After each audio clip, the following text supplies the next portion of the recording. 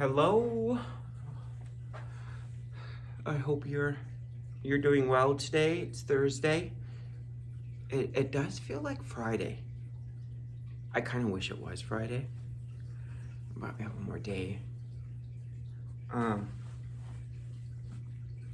look around my room right now, and it is a disaster. And I'm gonna have to spend some time, I think, tonight cleaning.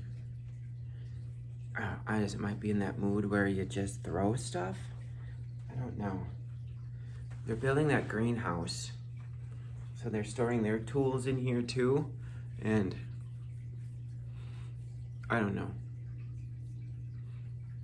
I think it's taken 3 times longer than it really should to build that greenhouse, but we won't get into that.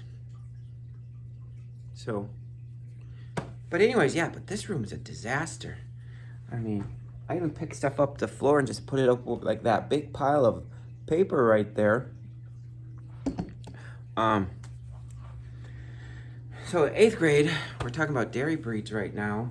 So dairy breeds are Holstein, Brown Swiss, Guernsey, Jersey, Ayrshire, blah, blah, blah, Milking Shorthorn, blah, blah, blah. And they're supposed to make a simple shirt that represents their breed. So Holstein should be black and white. Brown Swiss should be brown. Ayrshire should be like reddish white. But some of them do the exact opposite of what I tell them. It's probably why they're getting an E. For those, if you don't know, Valley City, we don't give Fs. But the Valley City school, so when I grade them, if it works out to an F, I have to put an E in because Fs hurt feelings. Literally, this is why we have E's here. I think you guys have Fs.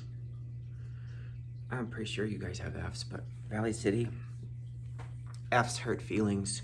So, I don't know what an E is supposed to hurt, but it should hurt their feelings too. That means they're failing. But anyways, yeah, probably got a homecoming shirt on today that I probably should have wore it tomorrow, but I'm wearing it today. I don't know. I kind of like their homecoming shirts.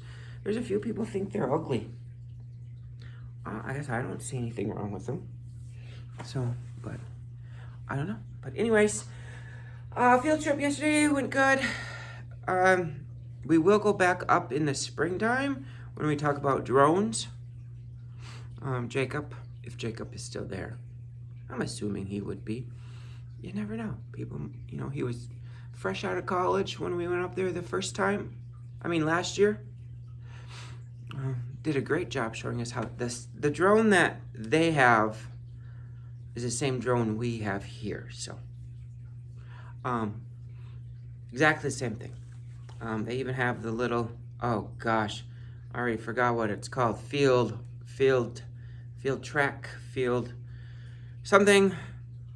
Little camera at the bottom. It's just that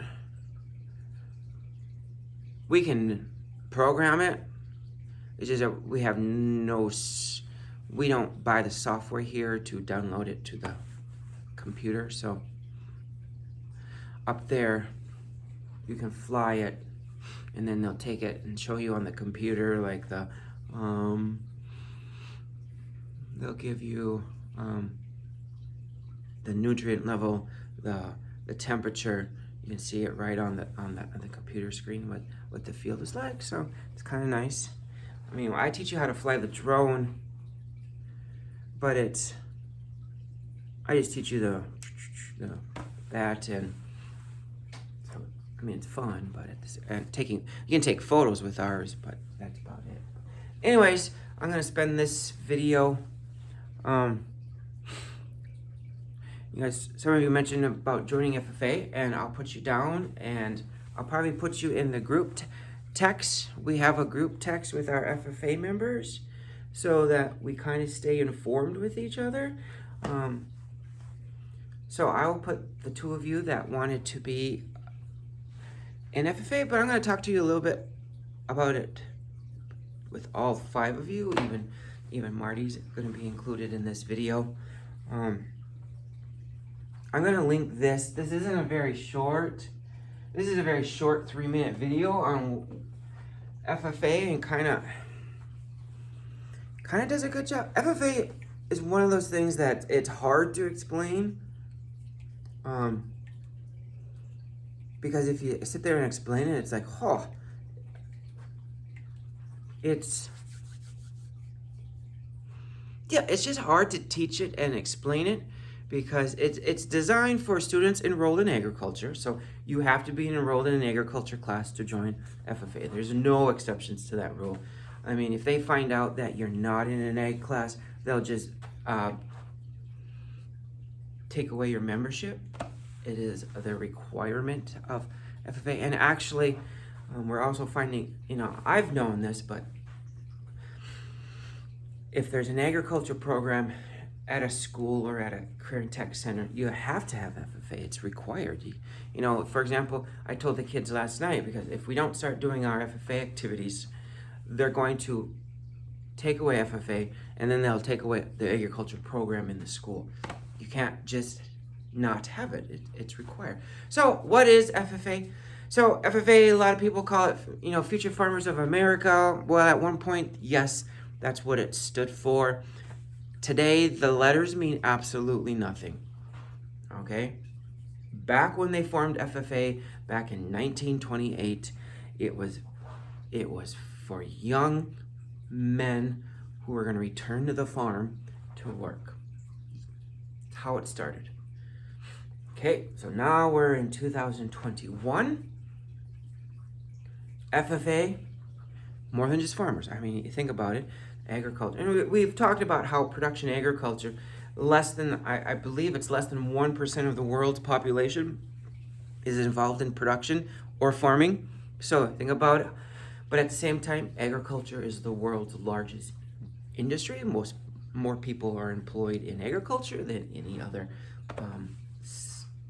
industry in the world. So very, very important. So agriculture is for students that are interested in being involved in an agriculture organization run by students from the national level all the way down to the chapter level. Us advisors just act as people who you make a decision.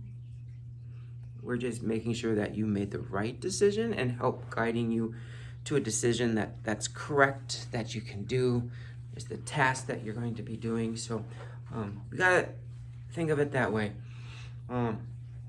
So a little bit more about FFA. It's in all 50 states. It's in Puerto Rico. It's in the U.S. Virgin Islands. So there, I believe so. It's the 50 states and most of the territories that the United States has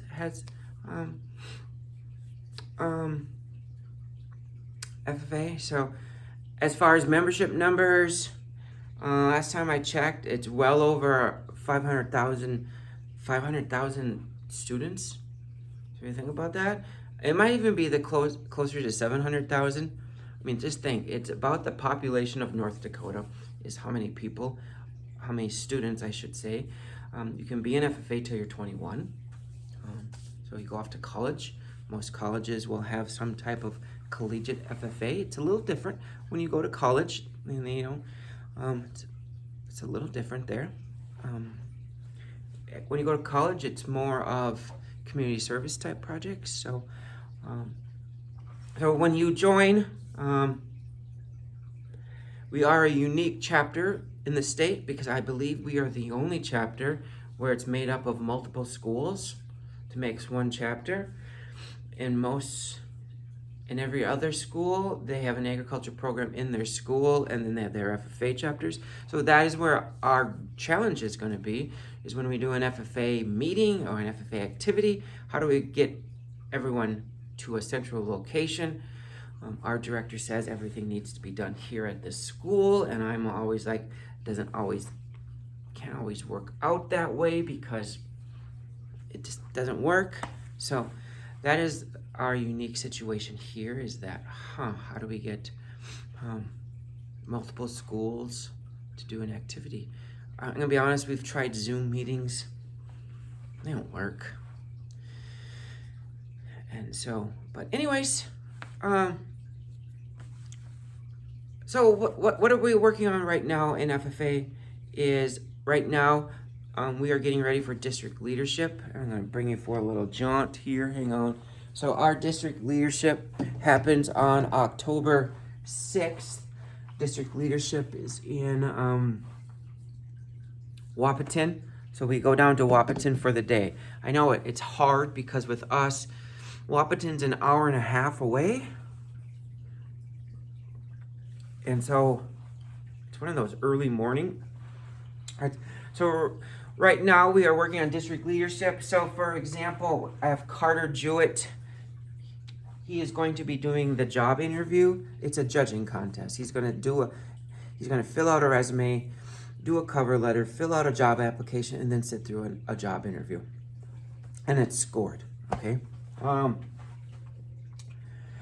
have Sierra Schmidt here. She's doing prepared public speaking. So she prepared a speech. She's actually doing it on the wild horses out in Medora and the issues that they are having out there with the wild horses in the sense of how do we control the population of them, okay? There's demonstration, and this is Nathan, Maddie, and Darcy. They're doing a demonstration on how to ear tag a cow or a calf. So there's that. If you want to, this is where you with FFA, you know, we do our best to work around your other school functions, and I know some of you are in football, and so in other sports, so we work around that so that it works. But you know, some things we just, you know, you got to make a decision. So there things that you could do before district leadership if you want to join? Yes. Okay. If you like to speak, there's extemporaneous speaking. So extemporaneous speaking is when you go, you don't have to prep anything. I'll just practice with you. So what happens here is you get there, they have a selection of topics. You select a topic. You get a half hour to write a 4-minute speech. So you write an intro, body, and a conclusion. And then you go back in the room after 30 minutes and you give your speech. So if you're good at thinking on your feet, give that one a go. There's also probably my least favorite activity, the quiz. It's just 100, it's 100 questions on FFA.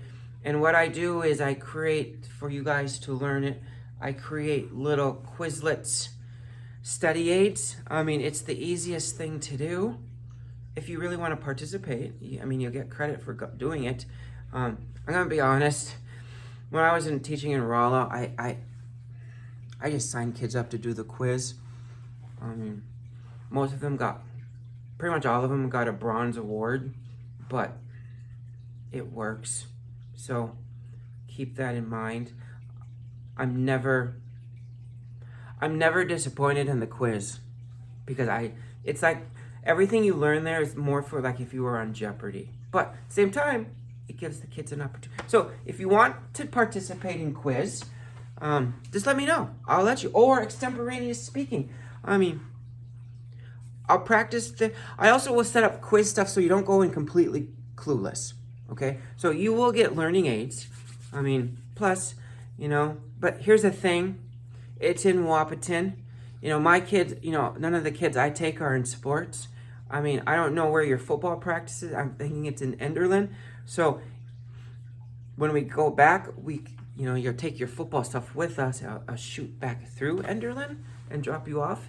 And then you can just, if that's the case, I don't know. So you gotta let me know what you guys think.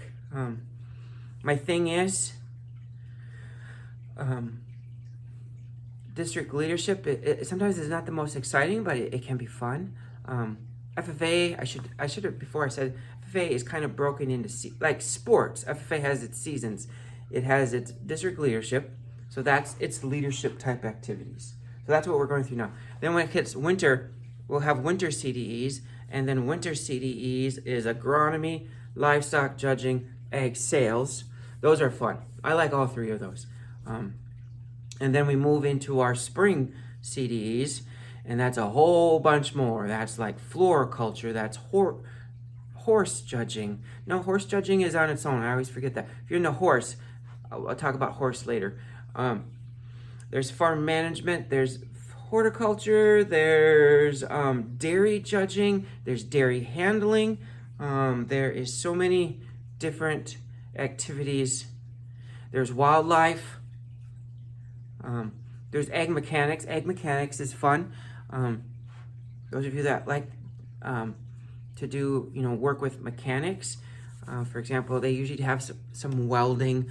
There's usually some engine type thing, electrical, and we have to go through it. It's all themed. It's all themed. There's always a theme. So we're going to go through with that. So takeaway from this video is give it a shot. Those of you that haven't said yes or no to this, there are other things that I'll start to mention pretty soon. I mean, maybe once a week I'll bring up something that we do in FFA so that you guys get an idea. I would say give it a shot. Yeah, you might actually end up being, you might actually end up liking it. So that's pretty much what it is today for a video. I hope you have a great day, and I will, if you are interested in FFA and want to give this a go, shoot me an email, and I'll shoot you an email so that I know that I can include you in our text groups that when we visit about FFA stuff. So other than that, great Thursday.